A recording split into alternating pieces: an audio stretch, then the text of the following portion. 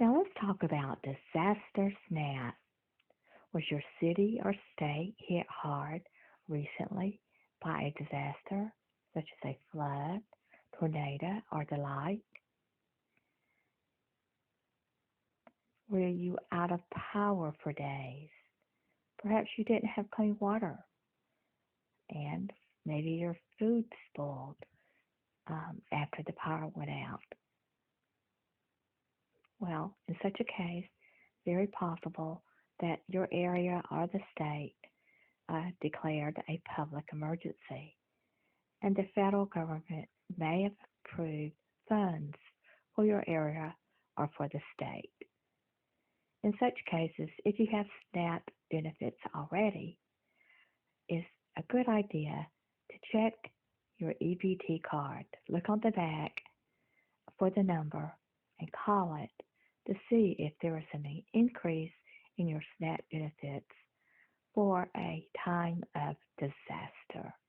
Also, if you are a citizen who has experienced a disaster and the area has called for a public emergency, very possible that FEMA may be assisting your area. You can also call your local DFACS office to apply for SNAP benefits for food stamps. The federal government is changing how expired or unused benefits are handled. Benefits will now expire on SNAP EBT or PEBT cards after 9 months of no spending activity. Well, I came across a story about strategized power offs, where power companies turn off the power in certain areas that are prone to wildfires. Oregon adopts California fire tactics and shuts power amid high winds. Oregon utilities shut down power to tens of thousands of customers on Friday as dry easterly winds swept into the region, raising the risk of wildfire danger. Adoption of PGE explains the company's call to cut power. We definitely don't take the decision lightly to shut off power to anyone. We're really doing this in these high-risk fire conditions in order to mitigate those risks and keep people safe. Now, power could be restored as soon as tomorrow night, but it really depends on conditions, so all of that is up in the air. What we do know is before power is restored, crews need to inspect all of the lines to make sure they are safe to be re-energized. The last thing crews want to do is re-energize damaged lines and cause the same problem they were trying to avoid in the first place. Now, they're saying the wind patterns haven't changed that much. It's actually the coupling of the winds with the regular drier vegetation with hot temperatures. It's considered a toxic mix.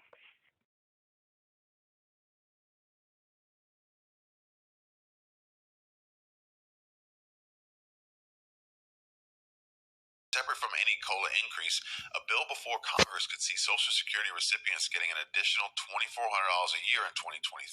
Introduced by Peter DeFazio and Senator Bernie Sanders, the Social Security Expansion Act would add $200 a month to each monthly check to anyone currently receiving benefits or who will turn 62 next year. But the measure hasn't moved forward since it was introduced in June, so we'll have to keep an eye on that. The Bureau of Labor Statistics is scheduled to announce inflation data for September on October 13th, and the Social Security Administration typically announces the cost of living adjustment issues soon after that. Beneficiaries should then receive letters detailing their specific benefit rate and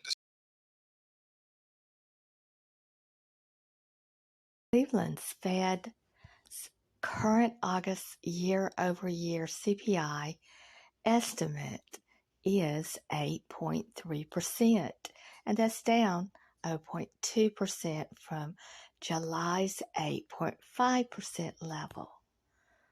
The CPI score, they actually use a CPI-W score, and so that's very important because it's different. So the CPI-W for June was 9.8, and the CPI-W for July was 9.1. They're going to be using July, August, and September. So they're going to be using the CPI-W score from July, August, and September. And so on September 13th, so next week, we're going to see the CPI-W score for August. And this is very important because this is another piece of that puzzle that the Social Security Administration is going to be using in order to figure out what the cost of living, the COLA increase will be for 2023. And that's what this is all about. That's the reason why we're focused on these months. The exact cost of living adjustment, or COLA, for 2023 will be revealed in the fall. But, according to the Nonpartisan Senior Citizens League, the increase could be as much as 10.1%, but will most likely fall around the 9.6% range. So we haven't seen much third quarter data yet. We're actually in the middle of the third quarter right now. We recently saw July cost CPI data. The CPI-W increased 9.1% year over year in July. So that's a good sign for retirees that their income is going to get a big jump next year. A range of 8.9% to 9.5% for next year's cost of living adjustment. If there's no more inflation in August and September, the lowest it would be at this point is 8.9%, assuming that we don't see deflation. And even an 8.9% cost of living adjustment would be the largest that Social Security beneficiaries have gotten since 1981. So, long story short, seniors should expect a pretty hefty Social Security increase next year, and hopefully that helps you keep up with some of the inflationary pressures we've been feeling. About consumer price index, I noted that for next year, there's going to be a change. January 2023 CPI weight update. This is what they're saying. Starting with January 2023 data, the BLS plans to update weights annually for the consumer price index based on a single calendar year of data using consumer expenditure data from 2021. This reflects a change from prior practice of updating weights biennially using 2 years of expenditure data. Well, I have no idea why this change is occurring. Please comment if you understand. Far, the research that's out there says it looks like they may not have to increase Medicare this year, and it looks as if the people that do Part D with Medicare may actually see a 1.8% decrease in their premium cost. The other thing that is happening is that there's going to be a cap on Medicare spending, which for many people will be dollars in their wallet. It's going to drop from $7,000 to $2,000, and that's a maximum out of pocket. So there's some hope there in the midst of inflation. Employers plus 2 state delegates who will set minimum standards for wages, hours, and working conditions for California. Starting next year, minimum wage for many California fast food chains will be set at $22 an hour. That's a big jump compared to the statewide minimum of $15.50 per hour right now. And those wages will have steady increases to account for cost of living jumps. Newsom celebrated the bill's signing in a video on social media.